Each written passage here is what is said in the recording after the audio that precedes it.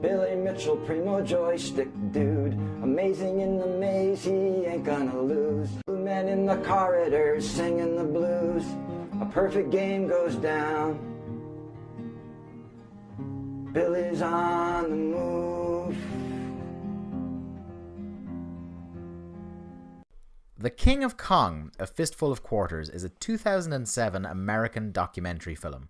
Highlighting the popular 1980s arcade game Donkey Kong, it follows Steve Wiebe in his attempts to take the world high score for the arcade game from Billy Mitchell, whom the film presents as reigning champion. The film premiered on January 22nd, 2007 at the 2007 Slamdance Film Festival and has been shown at the Newport Beach Film Festival, the Seattle International Film Festival, the South by Southwest Film Festival and Tribeca Film Festival, among others. The film's original title was simply The King of Kong, but later received a subtitle, A Fistful of Quarters. A scripted film adaptation is also in the works. Directed Seth Gordon has said the movie might be a sequel instead of a remake, telling the story of how the documentary changed both men's lives as well as their continuing rivalry. A brief summation of the plot before we continue.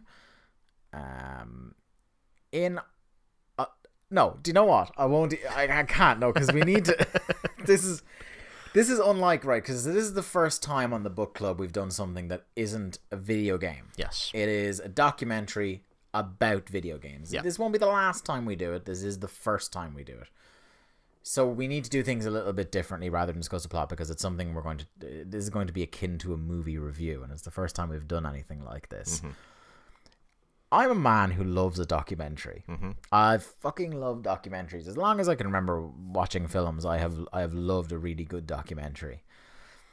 And this is one of my favorite documentaries. I watched this one night with a group of friends in college, not really knowing what I was getting myself in for. And I was treated to... I find the best documentaries, some of the best documentaries, are ones that give you a look into a world or a subculture that either you didn't know existed or you didn't remotely comprehend the level to which it does exist. I think the latter is true in this case. Mm-hmm. We know, going back to the Nintendo World Championships, we know that competitive video gaming is important. We have our EVOs, we have our International Fours, things like that. We know competitive video gaming is a thing. Bigger than it's ever been. Yes, this is a story. This is a story of... It's got everything. It has drama. It has got politics. It has got drama. It has got espionage. It has got intrigue. Romance at points. It's got videotape exchanges behind like a black shroud in an airport with an old woman. It's got high comedy. High comedy. Unintentional most of the time. Yeah. It has got a heart to it. Mm-hmm. Yep. It has got among the greatest panto villains I have ever encountered in a film. And at the same time, it's also like an underdog sports movie. Yeah. Like I said to you, like the way this film is treated and the way the narrative is framed at some point is as if it's telling the story of like a football player that suffered a career-ending setback only to return and win a Super Bowl. I have seen this film many times in the last 6 years since the first time I saw it. Last night, Mark, you watched The King of Kong for the first time in your life. Yeah.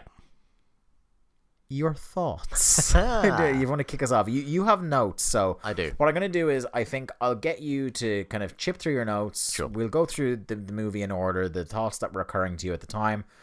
I'll chip in here or there with my thoughts, and kind of we'll have a conversation in that way. So I was aware of this film. Yes, but I had never seen it because, as anyone who knows me, when it comes to watching television or films, you are the worst. I am the worst. You are the worst. I am. You need to either pin me down or give me an actual purpose to watch it, and for the podcast, it's a pretty good reason to watch it. I might just slip in next week on the show, Arrested Development. Yeah. This film, like, I now have two films that I want people to watch who have never seen it before, but not tell them anything about it going in. Yeah. The Room is one of them, and now King of Kong is the other. Yeah. I have a trolley version of that where I include the documentary Dear Zachary. Have you ever heard of this? No. Right. I'm not going to do this to our listeners because I like our listeners. Okay. but it is the most heartbreaking, horrifying. Like, by the end of Dear Zachary, you are just like, fuck the human race. Let us just, as Matthew McConaughey once said in True Detective, let us just walk hand in hand into oblivion and be done with it, because everything is fucked and the world is awful. This was at a time where I would consider myself, much more than now, to have had a heart of stone, and even I was welling up. I was so sad by the end of it, but I used to tell people, just watch it. It's a lot of fun. And I did it. I got, I think, about 3 people who just, like, I would get, like, someone has posted on your Facebook page. I'd look on Facebook. You son of a bitch. I got someone to watch it on a date with someone once. Oh, man. But the thing with King of Kong is, if I can imagine, if you show it to someone who doesn't know anything about video games, or has what they think in their mind a stereotype of what a video game player would be, act, sound, and look like, it ticks every single fucking stereotype you can think of. Yeah.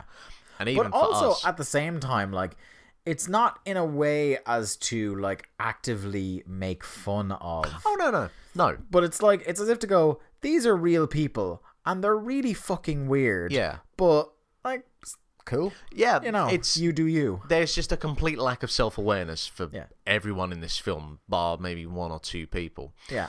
But yeah, so the first quote that I have written down, simply, I don't smoke, I don't drink, I don't do drugs, I play video games. Which is a powerful statement to start with. Which, like, which he called then a superior addiction. Yeah. Which, like, I turned to you and just said, like, he's right. You know what I mean? Like, it's probably better for you to be addicted to video games than, say, heroin. Yeah. Or PCP. Uh-huh.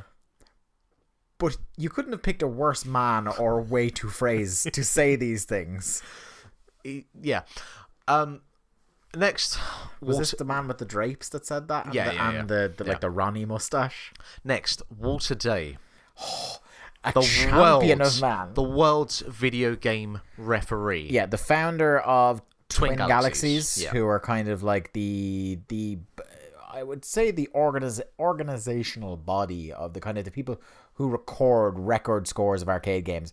If you think you have a score that is the world record of a game, you will send your recording of beating that score to Twin Galaxies, or a Twin Galaxies official will oversee it. Yeah. And Walter Day is the man who has been there. They show archive footage of him from around the time of the Nintendo World Championships in the 80s. It was like 1982, 1983. Yeah, around so there. Yeah. he's been doing this for longer than we've been alive. Yeah. So, like, much as certain elements of him, like there are with a lot of characters in this film, much as certain elements of him are ridiculous, like the fact he wears an actual referee's shirt, or the fact that at one point he plays a folk song standing in front of a silo. Yeah.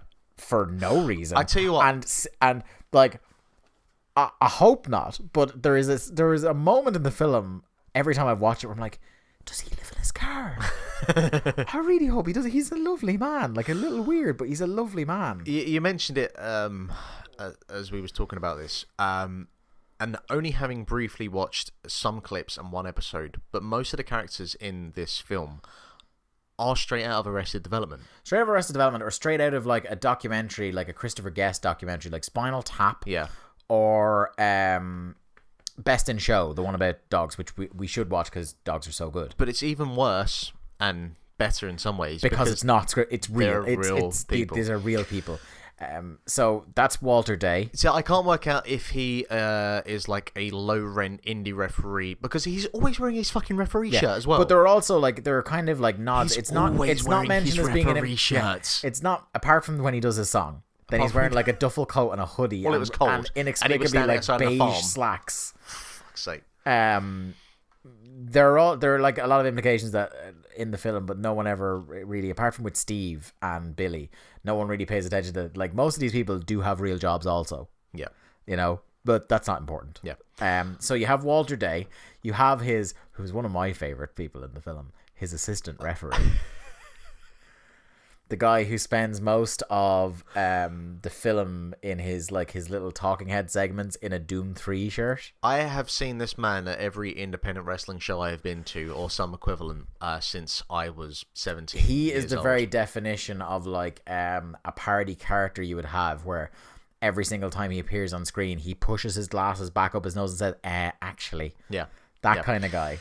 So he takes us into his, I presume, bedroom or some room in his house, and he has just fucking videotapes everywhere. And it's of people who are recording high scores. Yes. And his job as a video game referee is to verify these scores. So he must watch with complete rapt attention the entirety of these. You can't just skip to the end. No. Because like they explain the tactics people use to like doctor tapes or fuck with scores, fuck with arcade cabinets and things like that to try and trick you into thinking that it's a verifiable score. So he talks about how, like, you know, I think there's one point where he says, look, it's not as hard. Oh no, it was Brian Koo, who's a guy we'll get on to in a second. Yeah, we'll get to him. Who says like video game playing and stuff like that, like it's not as hard as a triathlon or a decathlon, but like paying attention for this long and being this good at something like that, it's very like it's exhausting and difficult. And I love even as well, just to referee it. And I love as well that he's lifting these weights. Like oh my god, yeah, the free weights. Yeah. Oh, I was like, so all right, Meltzer, jeez, such a fucking weird guy. Yeah, during the commercials are raw. So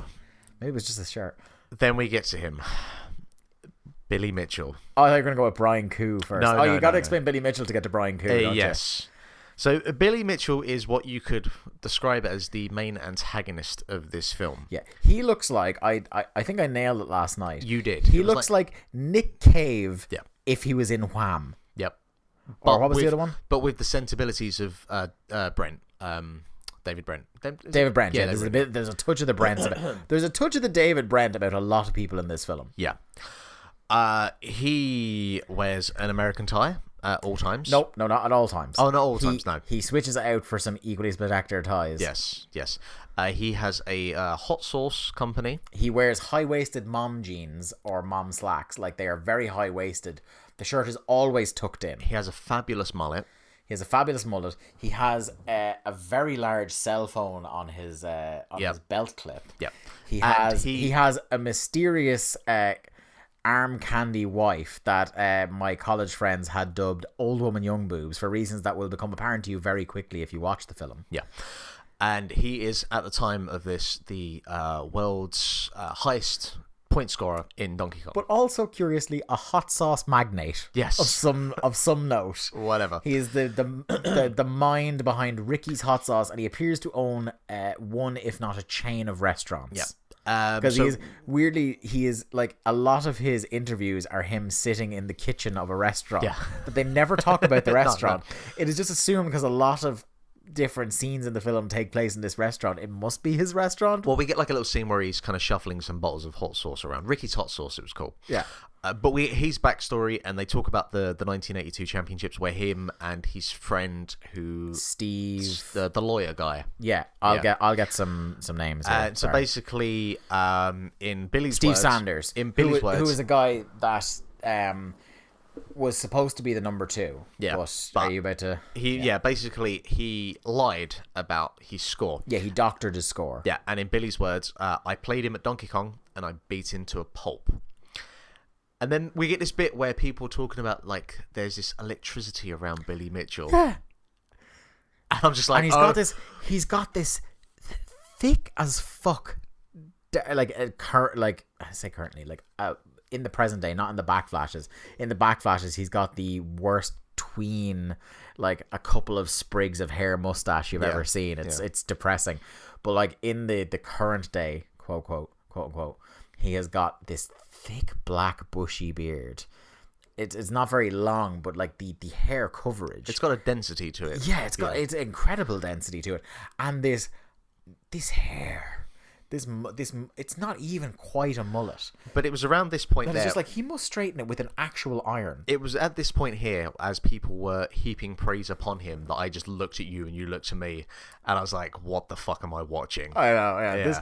I think that was the moment at which you came closest to bailing on this idea. No, I was never bailing. Oh, yeah. But it was very much this is the moment where Brian certainly would have, because like Brian is the anti-cringe guy. I think we've mentioned when he's been on the show before. I never found this film cringy, because this is the thing. Because this is the thing. I am very much like, I don't enjoy that cringy sort of humor, but this was never cringy because you couldn't believe it was real. I guess so. Maybe I don't know. Maybe I just identified with them. I have no idea. But yeah, they talk about in 1999, Billy Mitchell mastered Pac-Man and got a perfect score without dying. So he clearly very good at his video games. Donkey Kong. No, he did. Yeah, he did Pac-Man as well. Yeah. He's been topped at Pac-Man though. Like when the current day part of the filming, the two he has are for Donkey Kong and Donkey Kong Jr. And then out of nowhere, there's some fucking random guy with a guitar singing about Billy Mitchell who has nothing. He never appears. Never appears again. Never mentioned before. Never mentioned afterwards. He's just a folk singer that has a song about the story of Billy Mitchell, like he was fucking Billy the Kid or something. What? Okay, sure. What a tune it was. It was emotional stuff. It was like fucking sort of like folk Randy Marshall, just kind of observing on what was going on. Yeah.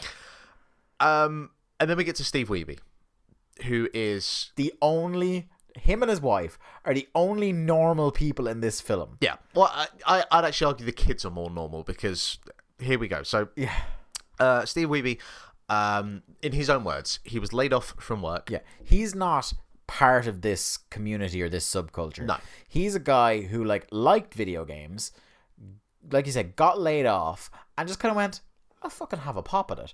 And as his wife explains, is a guy who throughout his life has kind of succeeded to some level at anything he's tried. Like he seems to be a very accomplised pianist because it cuts to him playing piano a couple of times and he seems very talented. Yeah. Well, they showed him doing a couple of drum fills and playing basketball. Yeah, at one point in the early 90s, he was part of the Seattle grunge scene. Yeah.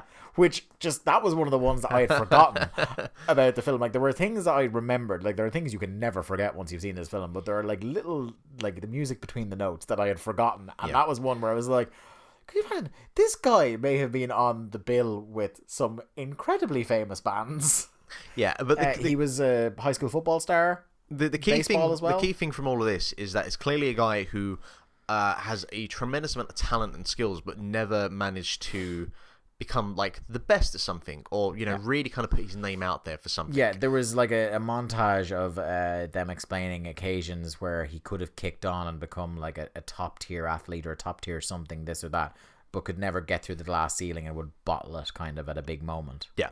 And so basically he talks about he wanted to be a musician.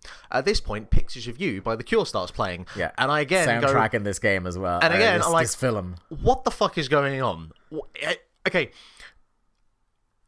Video games were prevalent in the 80s, fair enough. We're talking about the 90s with grunge. Where the fuck does The Cure Pictures of You, which by the way is one of my favourite Cure songs, which has now been ruined forever because of this film. Sure. Anyway. Yeah. They do a breakdown of Donkey Kong. And they talk about how brutal it is. And we get some amazing explanations from some of the people. Do you have any quotes? Do I have any here?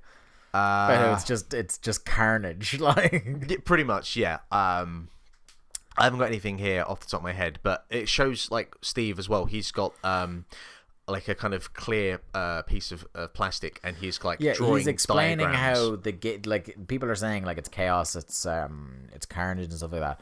But he's explaining very calmly that there are predictable, there are with a lot of those games. There are predictable patterns to the way things move in it. The one in particular he focuses on is the springs, which there is no if you're familiar with Donkey Kong, you have the barrels that roll down in a normal pattern, but there are strategies you jump over the barrels or you can get the hammer and destroy the barrels, but there is no kind of way to actively combat the springs. It's one touch kill. You just avoid. Yeah. And it's at this point that it clearly shows that he may have some mild form of autism, because it takes a person like that to start drawing out where these fucking springs land. Yeah. To really kind of because they can move in one of two potential arcs. Yeah. So if you get the one, I think it's the one that has the higher arc he was pointing out. Yeah. If you notice one that has the higher arc, that's when you can move to the ladder. And he's showing as well there's basically minimal frames involved between getting up that ladder and not getting hit by the spring. Yeah, and every time he makes it up the ladder and they show it, it's it's a couple of pixels width. Yeah. So basically, they show the recorded footage of Steve getting the world record on tape, with his child in the background screaming who has soiled himself, needs the father to wipe, and he's basically telling the kid to fuck off. Yes. So that is the point where he becomes a terrible person in this film. So Walter gets this tape, and he needs people to kind of see the details. and this is where we get your man, the assistant ref, whose name I can't remember. Hold on, I'll get it here for you now. I think Robert Mruzek. I don't know how to pronounce that surname, but it's Robert, the chief referee of Twin Galaxies. Right. And yeah, they talk about him, and that's where we see the videotapes and all that kind of stuff. And basically, they need to see the details. They need to know, like, okay, is this legit? So they go to his house, but he's not there. But his wife is there, and I think, is it like their grandmother or something as well? And they basically pretty much just barge in to go and deconstruct the Donkey Kong machine to have a look and see. This is the espionage part. There's like they break into his house to analyze the board, because they explain that, like, if something is slightly moved, or if there's something loose, or if there's a bit of like gum or something put in the right place, that you can trick these boards into kind of facilitating a higher score. And it reminded me, I don't know if you've seen the video that's gone viral at the moment from the Trevor Noah show, with the guy who's like walking around the Republican convention, and he shows up like two pictures of Hillary that are exactly the same, and the guy's like, well, you can clearly see, like, her face is a little bit smoothed out there, and in that one she's the hair's a little bit off, and it's clearly there's two people there, two Hillarys. It's that, because these boards look exactly the fucking same, but they're like, you can see there's a slight indentation here, and there's some slight burn marks. And then we get Mr. Awesome. He was one of your favorites. Roy Schultz, I think his name was, better known as Mr. Awesome, or Roy Awesome. Roy Schultz, sorry. Who had he claims the world record for, what game was it? Missile Command, which they disputed, and was just... It was never verified. Yeah. Because on the coda afterwards for the film, there was saying that he's still trying to get it verified. So, unbeknownst to Steve Wiebe, he didn't realise that Roy has basically this kind of vendetta against Billy Mitchell and Twin Galaxy and all this. Steve Wiebe didn't have the money, or he didn't have a Donkey Kong arcade cabinet. So he had the cabinet. It was the board. He didn't have the motherboard. Yeah. So Mr. Awesome gets a motherboard for him, inserts it for him. So that's what creates the suspicion then that perhaps he tampered with the board unbeknownst to Steve Wiebe. Yeah. Or known to him. Yeah. So the Twin Galaxies people are looking at that and going, well, obviously he has a motive to make sure that Billy Mitchell is toppled. Now, as it turns out, because it's never proven that that's what's happening, it seems that like the only thing he was doing here was that he was paying for it, not out of friendship to Steve Wiebe, but because he thought Steve Wiebe could beat him. Yeah. Which is fine, he wanted to bring the Empire down, and he was funding it. And he did it in a relatively fair way. So, yeah, so there's potential hacking and espionage, and there's politics in video games. Billy Mitchell compares video games to abortion. No, himself. Himself, that's it. Himself to the abortion issue. Yes, that's it. That's the one. Yeah.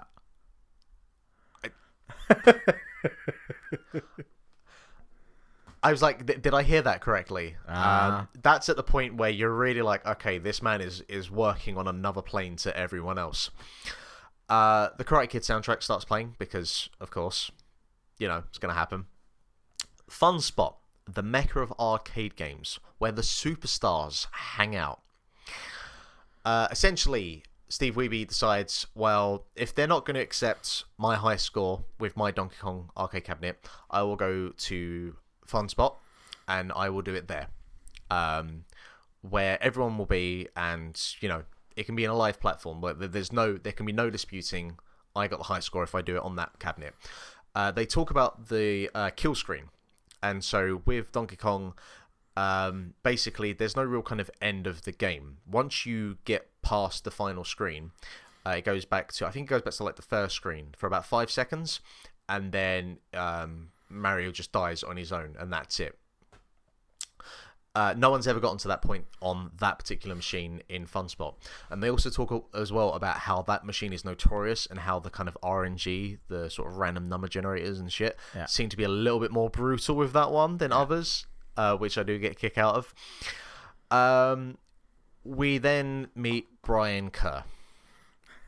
I'm gonna let you take this one. Brian Kuh, I think it's pronounced. Brian Kuh, Kuh. Who is like you described him as Randall from Recess. He's the snitch. He's a guy who like. Because Billy Mitchell is playing, I can't even believe I'm saying this, playing mind games with Steve Wiebe throughout, where like he's refusing to show up and try and like replicate his score, this taped score that Billy Mitchell handed over to Doris, the old woman, in an airport. Because we see at one point in the film, have we gone over this yet? We see at one point in the film, Billy Mitchell submits a tape. No, this is yet to be so addressed. He submits a tape where it appears he has beaten Steve Wiebe's new record. Right? So the thing is then, because like Billy Mitchell on repeated occasions early on in the film is talking about how live scores, as in scores in front of a crowd of people, in front of people who can verify them, are the ultimate way to judge, and tape ones don't matter. Exactly. But he refuses for most of the film. Actually, we don't ever see him do it in front of the crowd, do we? We never see him play a video game. Yeah, we never see him play a video game, except in the archival footage from the 80s. Yeah. He never comes out. He's just taunting Steve Wiebe by his absence and by his refusal to come out. And at one point we see him, during kind of the final push in the film, we see him kind of saunter in, walk past Steve, pretend like he's not looking at him, and then leave. And he also says something like, there's certain people that I'm not interested in talking to while I'm here. So he's when he's bringing old woman young boobs around. He's for most of the film he's sitting in his command center, which I'm calling his living room. Yeah. Receiving phone calls from a variety of his spies. Steve, the disgraced former Donkey Kong guy, who is now a lawyer and friend of Billy Mitchell. He is one of the spies. He is kind of updating Billy Mitchell with what's going on. But the chief spy is Brian Kuh, who is just... The phrase we would use here in Ireland would be lick arse. Yeah. A guy who just wants to be... He wants to be known for playing Donkey Kong, but like there's one point at which he tries to play a game of Donkey Kong and doesn't get anywhere. He gets like close. 260,000. Yeah, which is good, by normal standards is good, but it's not in the same league as the other two guys. No, people are going for 1 million. But so what he settles for is that he just wants the respect of Billy Mitchell, so he's constantly reporting news back to him. Like there are half a dozen phone calls every 15 fucking minutes. He's like, he's on like 760,000 now, and Brian's just looking into the abyss stoically, like, Billy. Billy. And so what happens is Brian is noticing that Steve is doing a pretty good job, and he's like, we might see a kill screen here. So he starts going around to people who could not give a shit. Well, I mean, some of them do. He ends up with an audience, but he's just going around to like, we might see a kill screen coming up. But he's doing it real loud so that like Steve hears. Yeah. And so what happens is that, like, I don't know about you, but if I'm on a part of a level, or I've been playing a game for a while, and I'm like potentially getting for a high score, I don't want anyone around me. I want to be like tunnel vision, focused on what I'm doing. Steve, God bless him, ends up with about 50 fucking people either side of him. Like, and obviously because it's one of those old arcade cabinets, the peripheral vision you have to actually see what's going on inside the game cabinet there's not a great kind of field of view. And then on top of that, you've got fucking the referee who's kind of constantly either side of him, like, and Brian as well, who's like just saying things on the phone. I don't know how Steve pulls it off, but he ends up getting the kill screen. He's the first man to ever get the kill screen at Funland on that Donkey Kong cabinet, and has the new world record as well, I think. It would be the new world record as well at the Funland machine. Yeah. So that's all good. He's like, everyone's happy. It's all great. They're getting pizza afterwards. Brian's on the phone to Billy. The phone is fucking glued to him. Suddenly there's a tape. Yeah. This is the tape of which I spoke. Oh, you mentioned this. Well, this is the tape. This is the tape of him beating it again. Oh, yeah. This is the one that, like, we had seen earlier in the film. He handed a tape to the old woman and basically said to her, you can lose anything. Don't lose this tape. Yeah. And then he says about Brian, because Brian gets the tape. Yeah. He tells Brian, you can lose your life. Yeah. But don't lose this tape. So they show this tape. Yeah. And this tape is... He's just obviously what he had done was he waited for the moment at which Steve's confidence was at its highest just to break out this tape. Which is just... What a hill. Oh. Yeah. Now, with that said, the tape itself, there is a moment where there is some kind of white noise, some fuzziness. At the moment that it ticks over to 1,000,000 points, where obviously because there's only 6 slots for the score, so the score ticks over to 0 again and starts. At that exact moment, there's some fuzziness. VHS technology has a lot of fuzziness to it when it's a copied tape and not a master, particularly. So there's just fuzziness at an opportune or inopportune moment, depending on how you see it, where the score suddenly becomes 0. Yeah. So there's a little bit of controversy, and you know, Billy has been this proponent about doing live scores in live settings, you know, to really kind of prove yourself. Yeah. And we have this videotape. The referee is kind of like, well, yeah. He goes for it anyway, puts it in. Steve Wiebe had this kind of moment of triumph, and it's just been knocked down. Yeah. And you're like, Billy, you son of a bitch. And like his heel status has been fully like cemented there at that point in the film. Absolutely. Yeah. So, yeah, we got shenanigans. There are tears. Steve is crying. We have actual legit tears, which I wasn't prepared for when I come into this film. That was not something I was expecting. Video game referee standing outside a silo playing guitar. Billy talks about the 3 initials that truly kind of represent who he is. That is that's the David Brentiest moment I think he has. And he's like, people always ask me what my 3, because when you set a high score on an arcade game, they always ask you to put in 3 initials. Yeah. So it's like, people always ask me what my handle is, what my initials are when I score a game. It's pretty obvious, isn't it? And he starts stroking his tie. Yeah, and so the guy goes like, TIE, and he goes, no. It's like, what tie was I wearing yesterday? And obviously he was wearing his American flag tie yesterday, so I went USA, and he's like, that's right. And he's like, because during the championships he was explaining that he was competing against guys from South America, different countries, and he's like, you need to make sure Americans were on top, so USA is his America. Yeah. So at this point I clock on that the video game referee is constantly wearing his fucking video game referee shirt regardless, and then he has a conversation with your man from the Guinness Book of World Records, and they talk about how they want to, use the Donkey Kong high score to put into the Guinness Book of World Records. Yeah.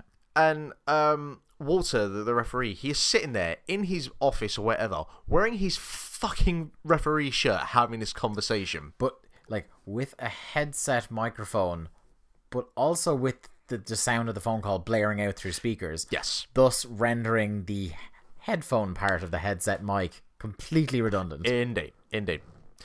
We get comparisons to other great rivalries like the Yankees versus the Red Sox. Heckle and Jekyll, which I still... Alright. Were they the 2 racist crows from that cartoon? I don't know. I think they were. Whatever. And then there's Billy Mitchell and Steve Wiebe. This is the new great rivalry that exists in the world. Basically, Steve makes his way down to Hollywood, Florida, where he's in Billy Mitchell's backyard.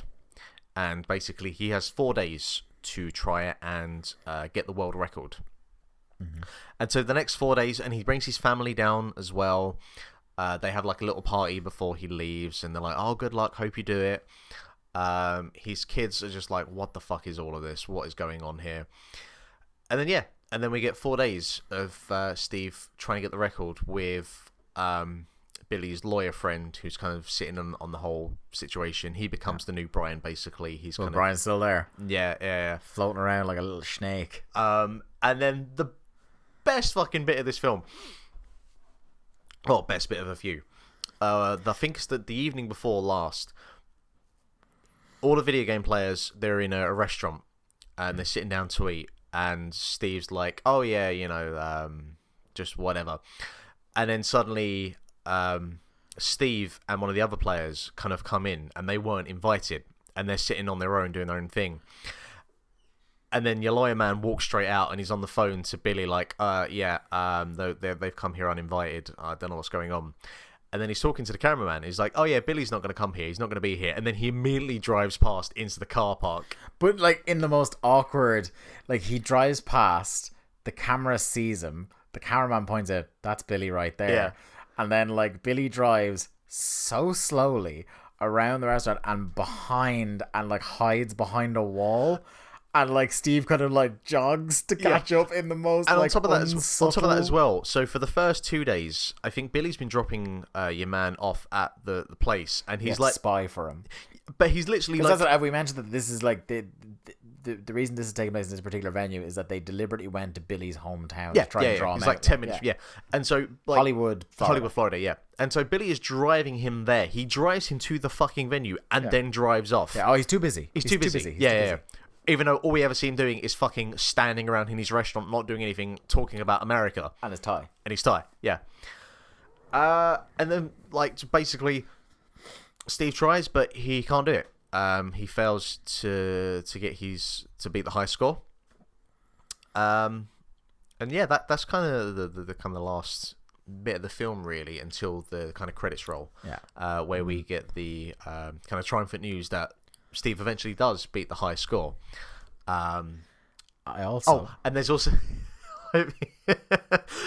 so your lawyer man and Billy are sitting there, and lawyer man, again, name I can't remember, who's like Steve, yeah. He's like, Steve's a good guy, he's got kind of real courage and real power, and I appreciate like him coming down and really going for it. And Billy's just staring a fucking hole through him this whole time.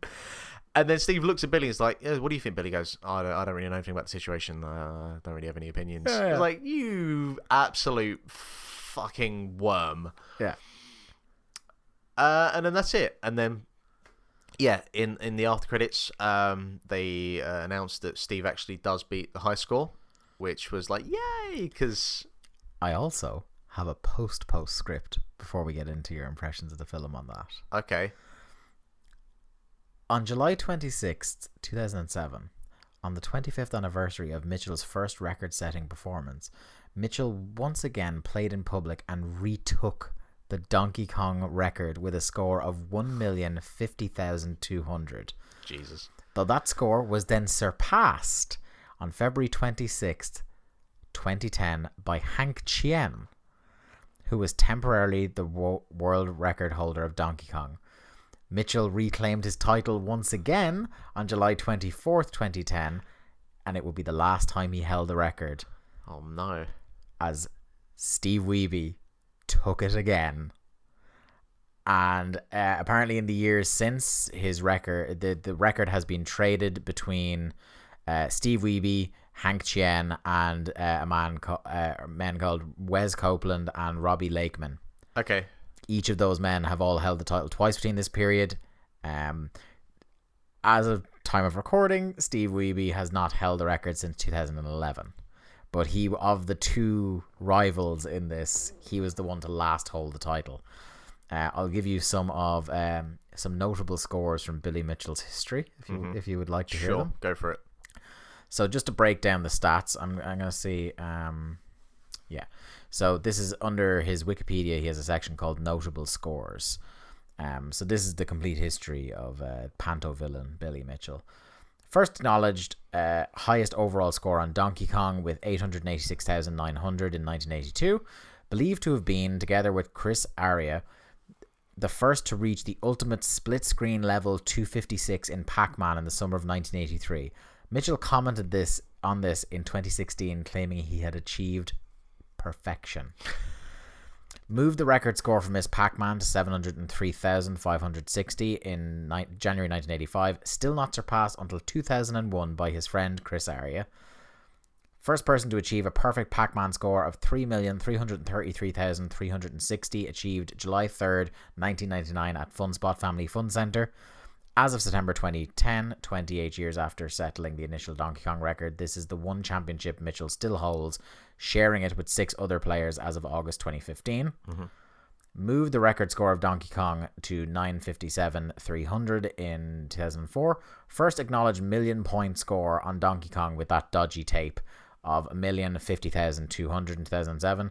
moved the record score for burger time to 7,881,050 in 1984, still not surpassed until 2005. Became the fifth and last as of 2015 person to achieve a score on Centipede in marathon play of over 10 million points, achieved on July 8th, 1985. Recaptured the world records for both Donkey Kong, 1,062,800, and Donkey Kong Jr., 1,270,900 on the week of July 24, 2010. As of 2015, both of these records have been surpassed.